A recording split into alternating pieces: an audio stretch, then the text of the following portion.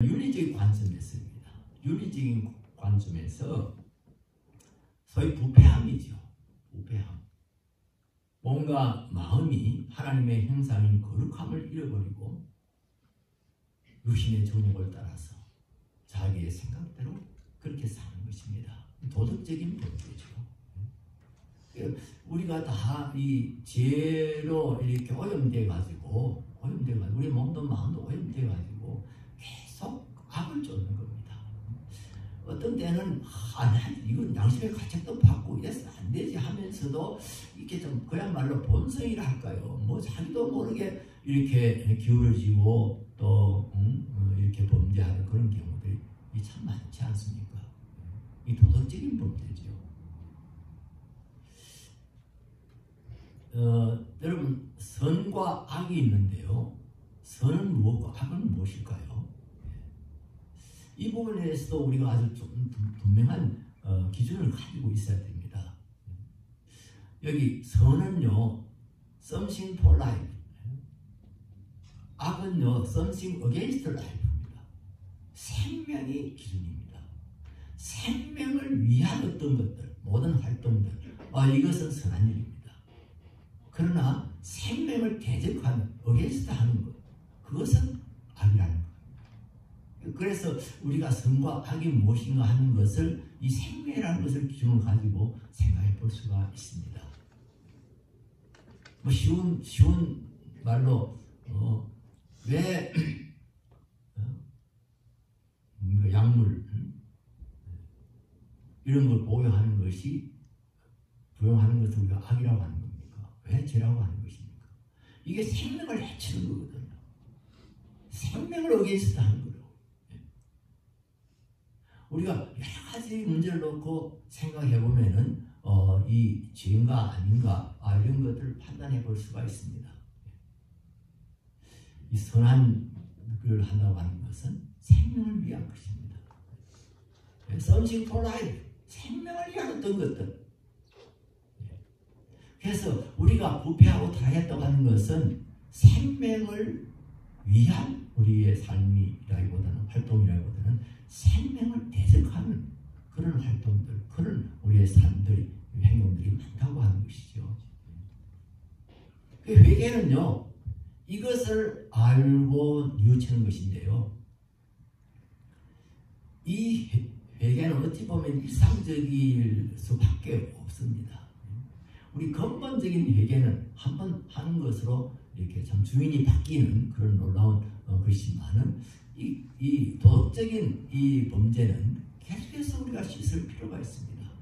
한번 모욕했다고 되는 게 아니고요. 다시 우리가 어디 갔다 오면 다 손발을 다시 씻지 않습니까? 그와 마찬가지로 우리가 하루의 삶들을 되돌아보면서 우리가 잘못한 것들, 나도 모르게 생명을 어게인스트 하는 것, 이런 것들에 대해서는 우리가 반성하고 회개해야 하는 겁니다. 다른 사람들에게 내가 해를 끼친 것, 다른 사람의 생명을 유익하게 하지 못하고 다른 사람의 생명을 쇠하게 만든 이런 관점에서 제일 큰 죄가 뭐죠? 사람을 죽이는 죄 아닙니까? 사람을 살리는 일에, 다른 사람을 살리는 일에, 다른 사람의 생명을 더 풍성하게 누리는 일에 우리가 기여해야 되는데 악을 행하다가 나중에는 사람의 생명을 자기 마음대로 죽이는 이런 죄를 또까지 범하게 되는 것입니다. 여기서 회개는요, 새 옷을 갈아입는 겁니다. 옷을 갈아입는 겁니다. 끊임없이 우리가 옷을 빨래를 하고 또 새로 갈아입고 하듯이 우리가 그렇게 해야 되는 것입니다. 새 옷을 마련하시는 분은 이제 그리스도이십니다. 그리스도께서는 우리가 회개하면 언제나 우리의 죄를 용서해 주시고 우리를 또 깨끗게 하시는 그런 분이십니다. 요한 1서 1장 9절 말씀은 여러분들이 잘 아시지요. 우리가 우리 죄를 자백하면 하나님은 미쁘시고 의로우셔서 우리 죄를 사하시며 우리를 깨끗하게 하실 것이요. 깨끗하게 하실 것이요. 그렇습니다. 우리가 회개하면 하나님께서 우리를 용서하시면 끝나는 것이 아니라 우리를 또 깨끗하게 하시는 겁니다. 씻어주시는 것입니다. 여러분, 우리가 이 뉴, 새날, 새해, 이 새자를 많이 쓰지 않습니까? 여러분 한번 가만히 생각해 보세요. 새날 이러는데 뭐가 새롭게 됐나요? 새해 뭐가 달라졌나요? 저 태양이 체인지 됐나요? 아니면 이 지구가 뭐 갑자기 바뀌었나요? 아니면 내가 바뀌었나요? 그냥 1월 31일이나 12월 31일이나 1월 1일이나 모든 것들은 그냥 그대로입니다. 그런데 우리는 새라고 합니다. 새자를 붙일 수 있는 것은요, 우리를 용서해 주시는 하나님 때문입니다. 우리를 용서해 주시고 우리를 그의 피로 씻어지는 예수 그리스도가 계시기 때문입니다. 어제까지는 우리가 잘못한 것이 많다 할지라도 그 예레미야 표현을 하면 얼음이 기숙할지라도 아침에는 또 기쁨이 온다. 우리가 어떻게 기뻐할 수 있어요? 하나님 앞에 용서를 빌어도 하나님 용서해 주신다. 기억도 안 하신다고 그랬어. 하나님 우리가 회개를 하면 우리 용서하시고 우리를 기억도 하지 않으신다. 죄를 기억도 하지 않으신다. 그래서 새날이 되는 겁니다. 그래서 새날이 되는 거예요. 어스틴이 이제 그 시간론 이야기 하면서요, 만일 시간이 이제 아리스토텔레스는 시간이란 운동의 연장이라고 그렇게 설명을 하거든요. 그냥 뭐가 움직이는 것이 계속되는, 그러니까 우리 지구가 돌고 있지요. 자전 공전하지요. 그래서 그 어떤 리듬이 생기는 건 아닙니까?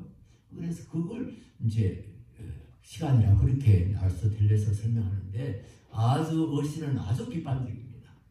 그러면은 만일 물리적인 운동이 시간이라고 그러면은 다람쥐가 쳇바퀴 돌리는 건 그건 시간 아니냐?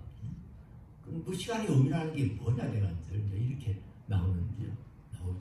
그런데 그래서 어스틴을 그 실존주의자의 첫 실존주의자의 아버지다 뭐 이렇게 말합니다.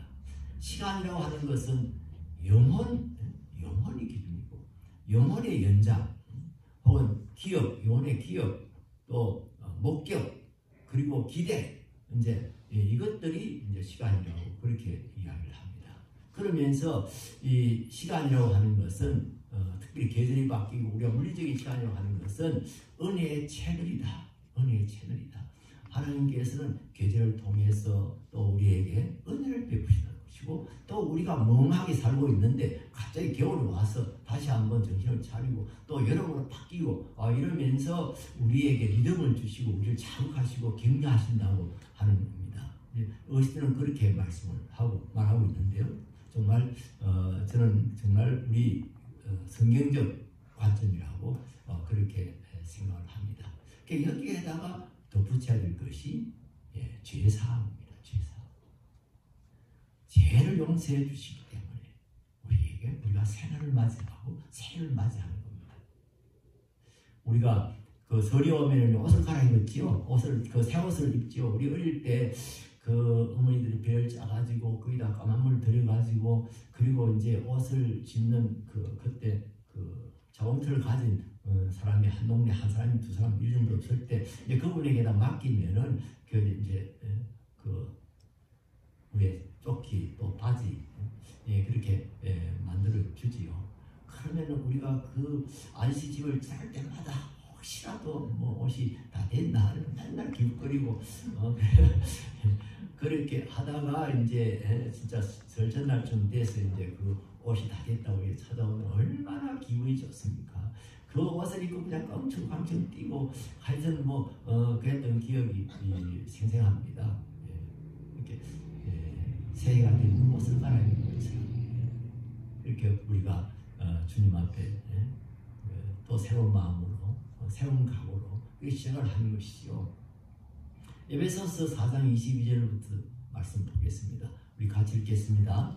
너희는 유혹의 욕심을 따라 썩어가는 구습을 따르는 옛사람을 벗어버리고 오직 너희의 심령이 새롭게 되어 하나님을 따라 의와 진리의 거룩함으로 지으심을 받은 새 사람을 입으라. 새 사람을 입으라. 옷을 우리의 행동, 우리의 이런 것들을 옷으로 비유하고 있습니다. 성경에서는 옷으로 비교합니다. 우리의 이 모든 행동들이 깨끗하고 선해야 된다.